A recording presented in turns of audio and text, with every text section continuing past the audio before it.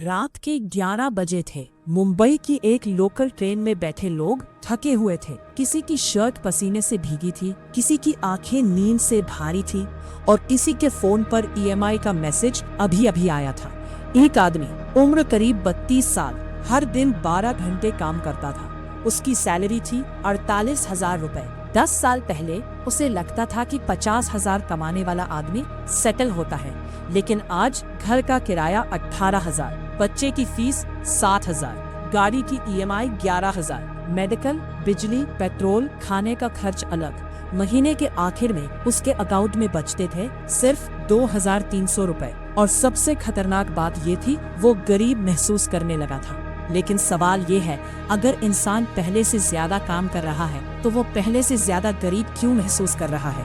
क्या लोग आलसी हो गए हैं? क्या लोगों को पैसे संभालना नहीं आता?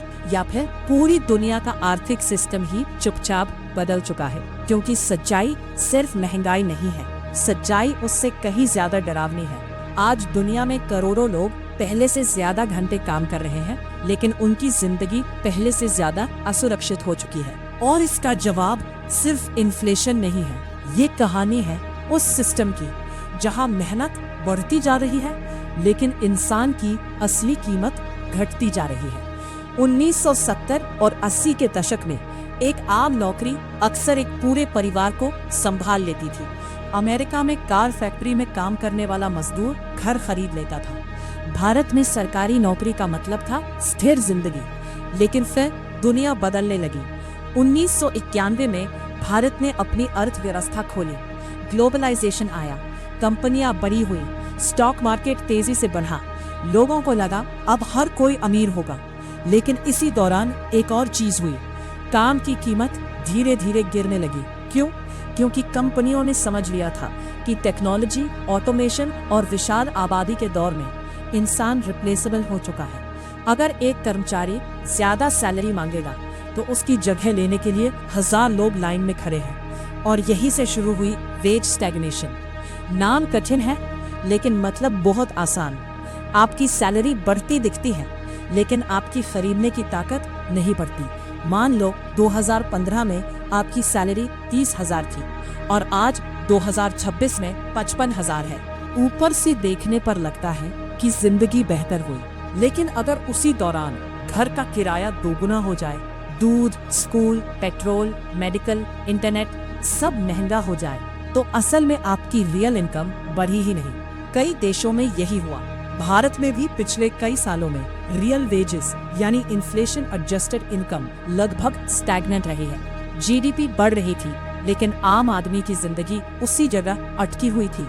और यही सबसे बड़ा इल्यूशन है। समाचार चैनल कहेंगे इकोनॉमी फास्टेस्ट ग्रोइंग है, सरकारें कहेंगी देश आगे बढ़ रहा है, और टेक्निकली वो झूठ नहीं बोल रहे। लेकिन असली सवाल है, देश आगे बढ़ रहा है या सिर्फ नंबर्स आगे बढ़ रहे हैं? क्योंकि अगर ग्रोथ का फायदा सिर्फ बड़ी कंपनियों, इन्वेस्टर्स और टॉप 1% तक सीमित रह जाए, तो मिडिल क्लास और वर्किंग क्लास को सिर्फ इन्फ्लेशन महसूस होती है। यही वजह है कि दुनिया भर में लोग साइकोलॉजिकली एग्जॉस्टेड महसूस कर रहे हैं। उन्होंने मेहनत कम नहीं की, उन्होंने सपने छोटे नहीं किए, बस सिस्टम बदल गया। अब एक नौकरी काफी नहीं है, अब लोग साइड हसल करते हैं, फ्रीलांसिंग करते हैं, वीकेंड में भी काम करते हैं। फिर भी एंजाइटी खत्म नहीं होती, क्योंकि मॉडर्न इकोनॉमी में इंसान सिर्फ काम नहीं कर रहा, वो लगातार सरवाइव करने की कोशिश कर रहा है। और इस कहानी का सबसे खतरनाक हिस्सा अभी बाकी है। महंगाई हमेशा एक्सीडेंट नहीं होती। कई बार इन्फ्लेशन पूरी इकोनॉमिक स्ट्रक्चर का नेचुरल रिजल्ट होती है। 2008 का ग्लोबल फाइनेंशियल क्राइसिस याद कीजिए। दुनिया की बड़ी बैंक्स कोलैप्स होने लगी, अमेरिका में लाखों लोग बेरोजगार हो गए। तब दुनिया के सेंट्रल बैंक्स ने मार्केट में मैसिव अमाउंट में पैसा डाला, इंटरेस्ट रेट्स घटा दिए गए, सस्ता लोन मिलने लगा, मार्केट में लिक्विडिटी भर दी गई। शॉर्ट टर्म में इकोनॉमी बच गई, लेकिन लॉन्ग टर्म में क्या हुआ?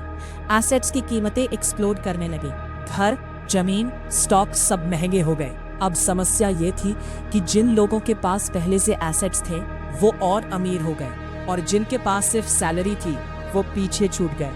यानी काम करने वाले लोग धीरे धीरे वेल्थ रेस हारने लगे। इसीलिए आज कई युवा महसूस करते हैं कि चाहे वो कितना भी काम कर ले, घर खरीदना लगभग इम्पॉसिबल है। भारत के बड़े शहरों में प्रॉपर्टी प्राइसेस इतनी तेजी से बढ़ी कि कई मिडिल क्लास फैमिलीज सिर्फ रेंट और ईएमआई में फंस गई। और सैलरी उतनी तेजी से नहीं बढ़ी। लेकिन कहानी सिर्फ इकोनॉमिक्स की नहीं है, ये साइकोलॉजी की भी कहानी है, क्योंकि इंसान सिर्फ भूख से नहीं टूटता, वो होपलेसनेस से टूटता है।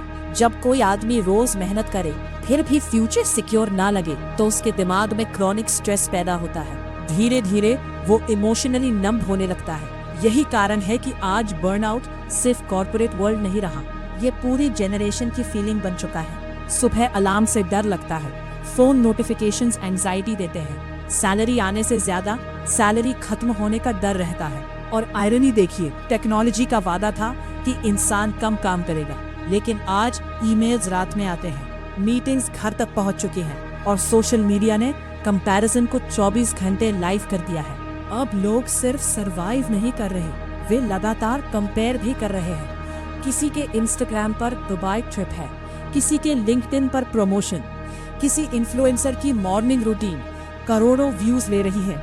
और एक आम आदमी सोचता है, मैं इतना काम कर रहा हूँ फिर भी पीछे क्यों हूँ। यही कैपिटलिज्म का साइकोलॉजिकल ट्रैप शुरू होता है। अमेरिका में अरबपति इलॉन मस्क प्रोडक्टिविटी की बात करते हैं, भारत में नरेंद्र मोदी इकोनॉमिक ग्रोथ की बात करते हैं, कंपनीज वर्क कल्चर की बात करती हैं, लेकिन ग्राउंड रियलिटी में करोड़ों लोग इमोशनल फटीग से गुजर रहे हैं। क्योंकि इंसान मशीन नहीं है, उसका शरीर लिमिटेड है, उसका दिमाग लिमिटेड है, लेकिन मॉडर्न इकोनॉमी की डिमांड अनलिमिटेड है।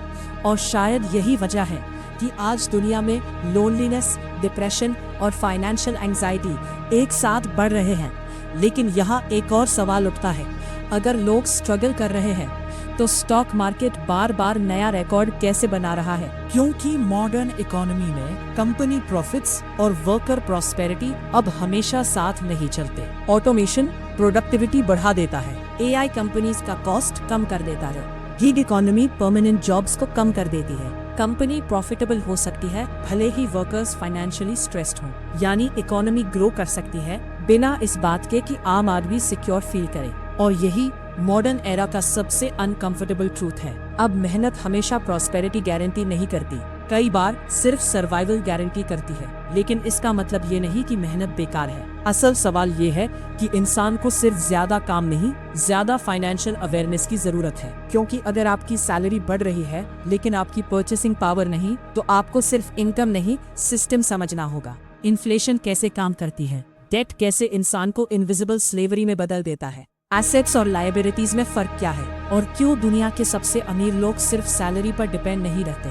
क्योंकि हिस्ट्री बार बार यही दिखाती है, वे थक जाते हैं, लेकिन जो लोग सिस्टम समझते हैं वे धीरे धीरे उससे ऊपर उठने लगते हैं। और शायद यही इस पूरी कहानी का सबसे बड़ा सस्पेंस था। इंसान गरीब इसलिए नहीं हो रहा क्योंकि वो कम काम कर रहा है, इंसान गरीब इसलिए महसूस कर रहा है क्योंकि मॉडर्न इकोनॉमी में सिर्फ मेहनत की वैल्यू नहीं बढ़ रही, एसेट्स की वैल्यू बढ़ रही है, अटेंशन की वैल्यू बढ़ रही है, डेटा की वैल्यू बढ़ रही है, और इंसान का समय धीरे धीरे सस्ता होता जा रहा है। इसलिए अगली बार जब कोई आदमी रात को थका हुआ घर लौटे तो शायद वो सिर्फ नौकरी से नहीं थका होगा, शायद वो उस इनविजिबल रेस से थका होगा जिसमें पूरी दुनिया दौड़ रही है, लेकिन फिनिश लाइन हर सांस थोड़ी और दूर चली जाती है।